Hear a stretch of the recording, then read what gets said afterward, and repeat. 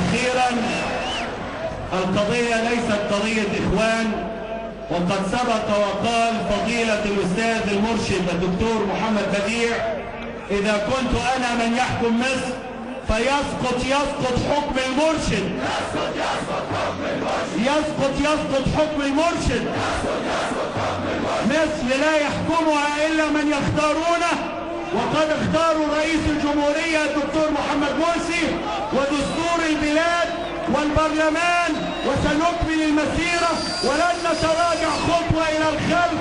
مصر لكل المصريين، مصر لكل المصريين، على هذا عهدنا الله ولن نتراجع.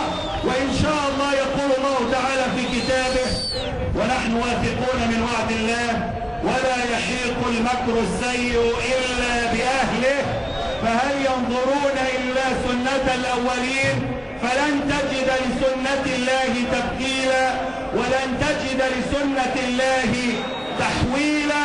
والله عز وجل بشرنا في مثل هذه الليالي التي اجتمع فيها المصريون على موائد رمضان، مسلمون ومسيحيون.